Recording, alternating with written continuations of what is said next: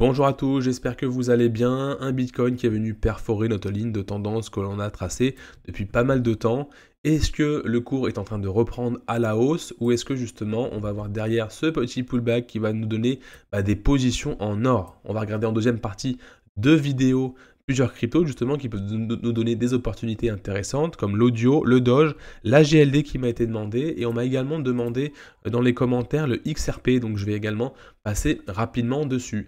Si tu es nouveau sur la chaîne, n'hésite pas à t'abonner en cliquant sur le bouton que tu as en dessous de la vidéo et à mettre la petite cloche pour ne pas rater les prochaines vidéos que je publie régulièrement, car j'en publie tous les matins sur le sujet des crypto-monnaies et des projets à fort potentiel de croissance pour se poser, se positionner au meilleur moment et surfer comme ceci les grands bull runs, les grandes phases haussières que l'on a sur le marché des cryptos.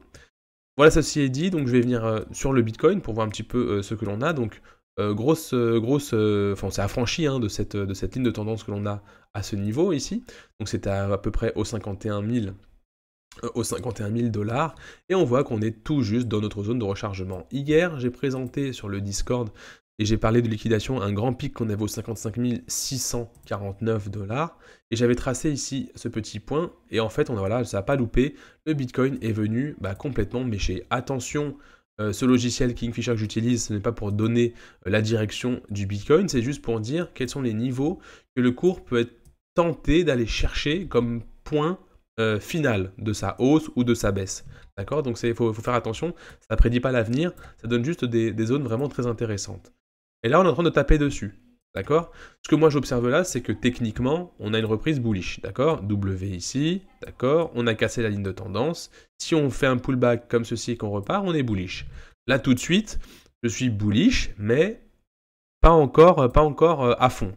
C'est pour ça qu'il faut garder un œil sur les cryptos, puisqu'on voit que sur différentes cryptos, on est vraiment en train d'avoir de belles structures. On va voir ça juste après dans la vidéo, puisqu'on va parler des cryptos qu'on va étudier ensemble. Moi, ce que je veux voir avec vous, surtout, c'est en logarithmique.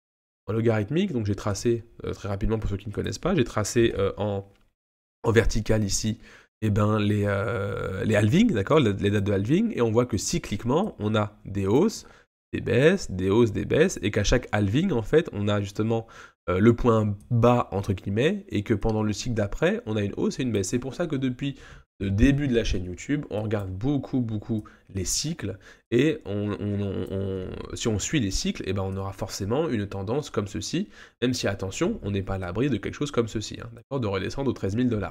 Attention, bien évidemment, on ne s'emballe pas.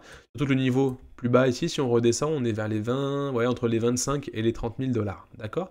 Donc ce n'est pas à négliger, on l'a eu plusieurs fois, on a eu un pic ici, pendant le crack Covid, on est venu taper à cette zone, hein, qui est d'ailleurs la zone basse du début de la création du Bitcoin. Tout ça pour dire que si on trace justement une oblique entre le point haut et le point bas du halving ici, on peut s'apercevoir que on a eu notre pullback. Alors, je vais mettre en grand pour que vous puissiez voir cela. Hop, je vais prendre comme ici. On prend le point haut ici et le point bas. Je vais le tracer juste ici, tac. De voir. Voilà. Et on voit en fait que on a eu notre cours qui a baissé comme ceci.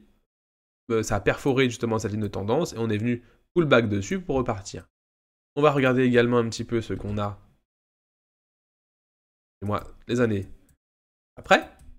On passe justement, on place notre oblique, notre ligne de tendance du pic ici que l'on a eu en décembre 2017, en passant par le haut ici le 24 juin en bas, donc on a eu cassure de cette ligne de tendance, pullback, et on est parti vers le haut.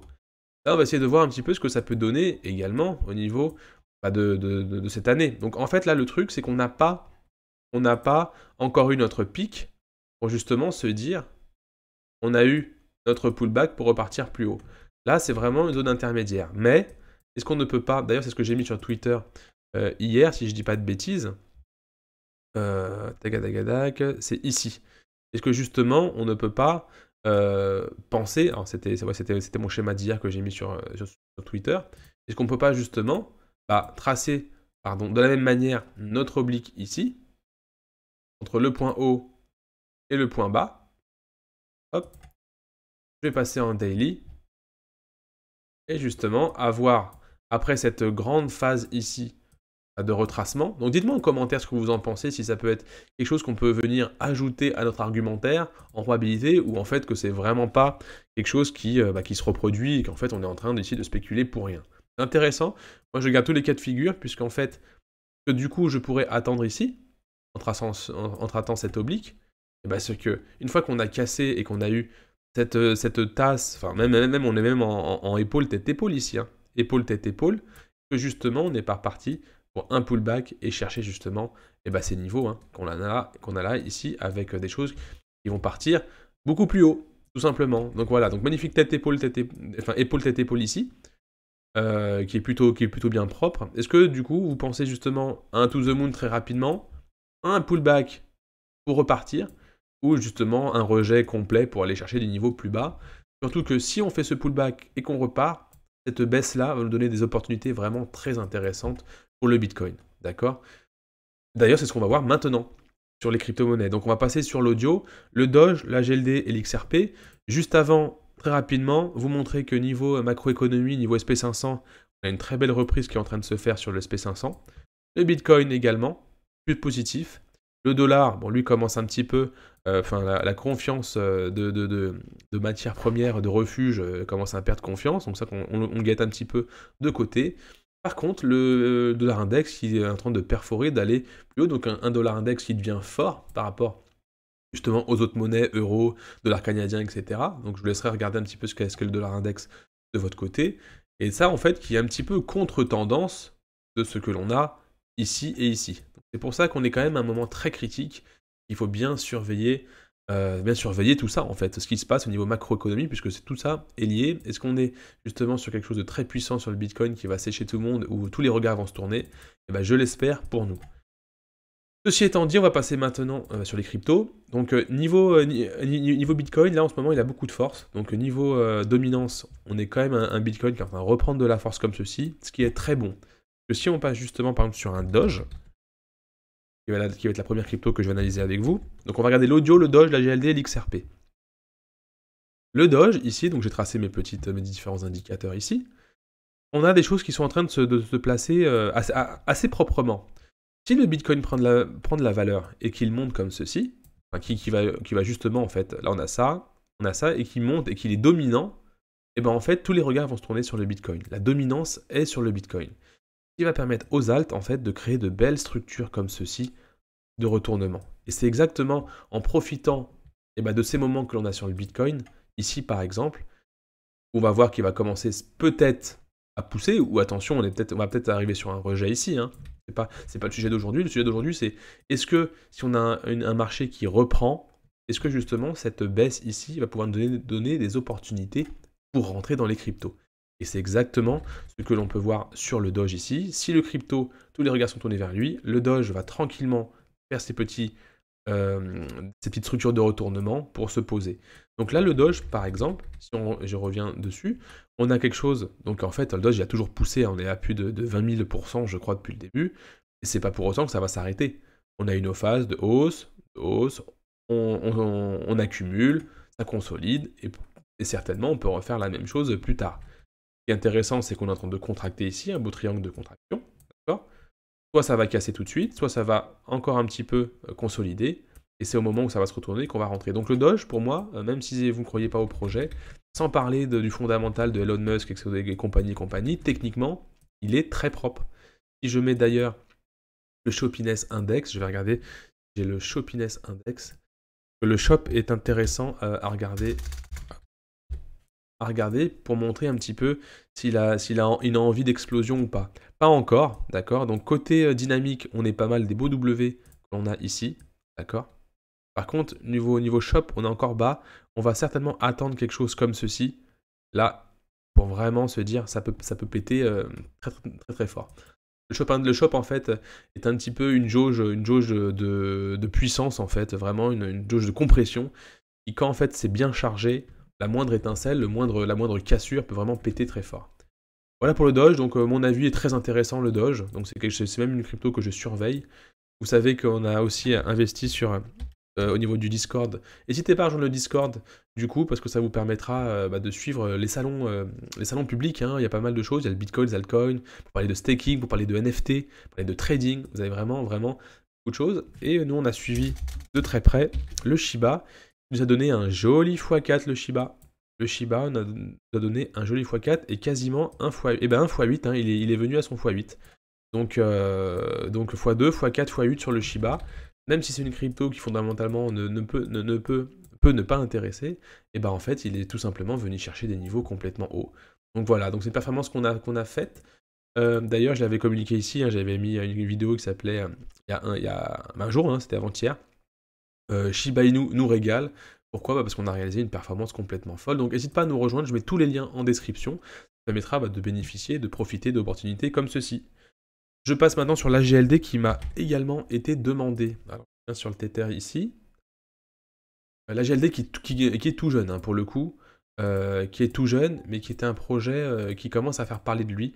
Donc on va le garder de côté. Donc je vais juste essayer de le trouver, par exemple, sur Huobi, par exemple, où j'ai peut-être des graphiques. Voilà, j'avais déjà mis et on a ici, en fait, quelque chose de très intéressant. Un listing, ça c'est quelque chose que je surveille aussi, hein. Un listing, le dump, un niveau qui a été trouvé, ici. Si je le passe ici en 12 heures, ça peut s'apparenter ici à un double bottom, un beau W, d'accord, comme ceci. Ce genre de crypto, en fait, ce genre de graphe, je ne connais pas techniquement, donc dites-moi en commentaire si vous le connaissez. Si on arrive à casser, justement, ce range ici, et ces niveaux de coût, je pense que en fait, ça peut vraiment pousser vraiment très fort, surtout que si fondamentalement, il est intéressant. Donc voilà pour cette crypto, beau W à surveiller. Regardez, même si je passe en weekly, on a un W en weekly que vous verrez peut-être pas très bien. Donc là, GLD, beau W ici. On attend tout de même cassure des lignes de coût que l'on a ici et ici. Afin de se dire que confirmation au-dessus, certainement un pullback à attendre. Boum, pour chercher des niveaux plus hauts. Donc là, GLD très intéressant, le DOT très intéressant. Audio, il m'a été demandé hier celui-ci. Audio, on n'est pas encore dans la zone de rechargement, donc les niveaux vraiment intéressants, c'est vraiment d'attendre qu'encore ils puissent compresser, d'accord? Parce que là, en fait, on voit vraiment qu'il y a des niveaux qui sont vraiment défendus, hein, par les acheteurs. La EMA 200 qui est juste en dessous, c'est vraiment très intéressant que c'est quelque chose comme ceci, et pourquoi pas choper justement les niveaux ici à, si j'arrive à aller dessus, les niveaux par exemple à 1,85$ serait une vraie porte d'entrée pour aller chercher plus haut. Attention pour les niveaux bas, parce qu'il ne faut pas oublier, si ça lâche, si on a un Bitcoin qui lâche, il y aurait même des entrées intéressantes, par exemple, dans ces niveaux-là, à 1,41$. D'accord? Donc ça, c'est si tout va bien. Et si tout va mal, vous avez potentiellement à aller chercher des prix encore plus bas ici. Donc pourquoi ne pas lisser un petit peu, rentrer à 30-40% ici, attendre voir tout ce qui se passe. Si ça monte, vous prenez un W, vous remettez un petit peu. Et si ça descend, vous aurez l'opportunité d'avoir mis un peu en haut, un peu en bas, et d'avoir une valeur lissée plutôt intéressante à 1,8$. Voilà pour l'audio, je ne rentrerai pas maintenant, ça ne m'intéresse pas, j'attendrai surtout à des niveaux ici au 1,6, 1,4$.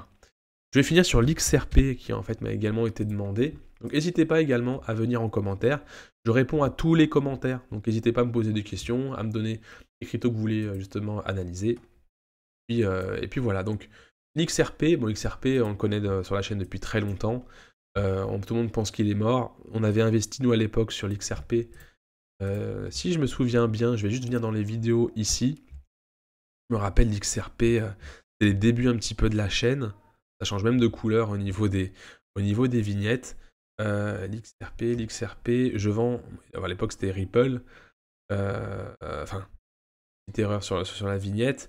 Bon, en tout cas, ici, je parlais beaucoup de XRP. Ici, là, voilà. C'est la vidéo d'il y a 6 mois où je parlais d'XRP, où personne n'y croyait. Et on est rentré. Personne n'y croyait. Hein. Tout le monde s'est dit, oui, la SEC va allumer XRP, etc. Mais techniquement, quand vous voyez des choses comme ça, c'était plutôt bon. Donc, on est rentré ici, tout en bas. On a revendu tout en haut. Donc là, idem, c'est des choses que l'on apprend. Hein, que ça, c'est pas, voilà, c'est pas, comment dire, des choses il faut apprendre, c'est de l'expérience et c'est aussi de l'apprentissage. L'XRP pour le coup, intéressant comme crypto, cependant, il n'est pas intéressant au niveau localisation, parce qu'il n'est même pas dans la zone de rechargement long terme, il n'est même pas dans la zone de rechargement court terme. Ça veut dire qu'il a fait un beau W dessus. Si vous voulez être dans le train et tenter tout pour le tout, il y a un niveau ici qu'il fallait prendre à 1,06. Donc si vous voyez qu'il revient dessus pour un pullback, pourquoi pas. Cependant, moi je rentrerai pas dedans parce qu'il est beaucoup trop haut. Moi j'attendrai surtout qu'il se fasse un petit peu saigner par un retracement du Bitcoin. J'irai le chercher ici au niveau même du gap que l'on a ici, hein, au niveau des 0,7, 0,77 $. Et vous voyez un Bitcoin qui commence à retracer et à se péter la gueule, et un XRP qui commence à sécher, et bah, mettez des positions par ici, ça peut être vraiment intéressant pour ceux à qui ça intéresse. Hein. C'est vraiment un avis, c'est pas un conseil que je vous donne. Moi, le XRP pour l'instant ne m'intéresse pas du tout. Et des niveaux intéressants en plein gap ici. Si le Bitcoin décide à retracer, donc soit vous avez une porte d'entrée ici au 1 $, tout simplement, ou soit ici au 0,84, 0,80, etc., etc. Aussi une manière de lisser son entrée pour chercher ensuite au plus haut. Voici pour tout ça, j'espère que ça t'a plu. N'hésite pas à me mettre un pouce bleu et à me mettre des commentaires si tu veux que je réponde à tes questions, si tu en as. Je dis à demain matin pour une prochaine vidéo. Dites-moi aussi ce que je voulais que j'analyse comme crypto demain matin. À demain matin pour une prochaine vidéo. Salut!